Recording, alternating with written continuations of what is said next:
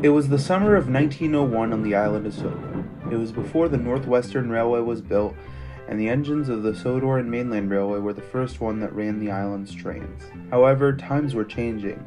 Lars and Neil, the first and second Sodor and Mainland engines, had already been sent to work for other companies.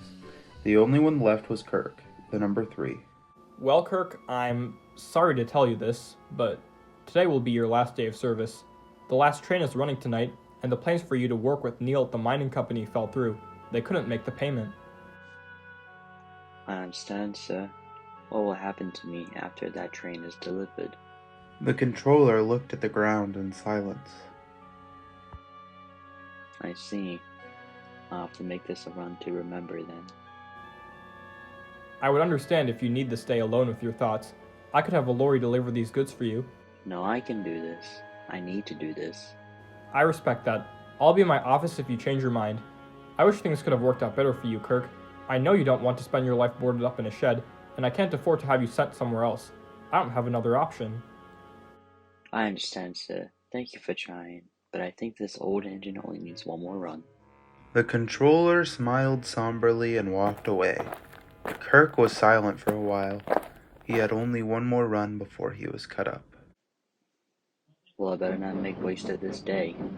Kirk wasn't a fast or strong engine. He was small, old, and weak, but he had a fire in his heart. He got to work shunting his train together and loaded the goods under the small crane in the station yard, and then he stopped. He began looking around his home, where he'd grown old, realizing that this would be the final time he saw it, and he was upset. Kirk would never see his brothers or his home again, and he didn't know what to do. But that didn't last long. His train was loaded, and he blew his whistle loud and proud. He was going to be really useful once more. This was his legacy, what he was leaving behind, and he was going to protect it. Kirk puffed down the line as fast as he could. Of course, this wasn't particularly fast, as he hadn't been maintained in quite some time due to the railway cutting costs, but he was trying his best. He was proud of himself. Good work, Kirk. Keep going like this, and you'll be done in no time. We can have a good rest. Won't that be nice? It would be. Kirk was tired out, but he had to keep going. His driver noticed this. Kirk, you can do this. Just one more run and you can rest. Just keep going, buddy. I can do it. I can do it. I can do it. Kirk repeated this to himself over and over. He pushed on, but soon got very thirsty. Driver, my boiler's feeling dry. Alright, there should be a water tower ahead. Just a bit more now. Kirk saw it through and finally stopped for a rest at the water tower. He was breathing deeply as his tanks began to get filled. How much further, driver? I'm not exactly sure, Kirk. Shouldn't be much longer. Oh, that's good, sir. I'm excited to finish up for the day. But what about what happens after? This must be hard on you. Well, I was really useful. At least I get to quit while I'm ahead. Kirk's driver chuckled and sat in silence for a moment. You know, you're the most useful, hard-working engine I've ever had the pleasure of working with, even on your final day. I'm glad I got the opportunity to work with you. Thank you, sir. The two sat in silence a bit longer, and soon Kirk's water tank was full. Alright, we should set out again. Sounds good, driver. Let's go. It was a rough and slow start, but Kirk strained his hardest and got the train moving once more. He could feel each chain of each coupling tighten as he progressed down the line.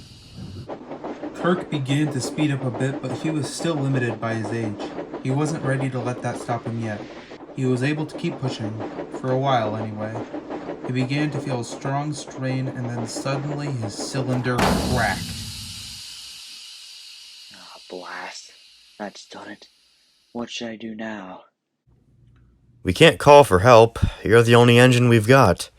Perhaps I need to walk to the next station and call for a lorry. No, I will make it home if only on one cylinder. Are you sure you're up for it? It's my last ever run.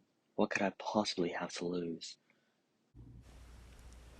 Alright, I'll let you try, boy.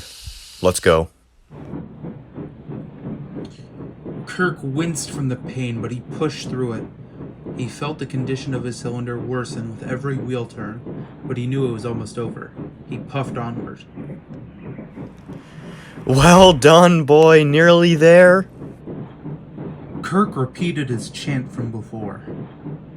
I can do it. I can do it. I can do it.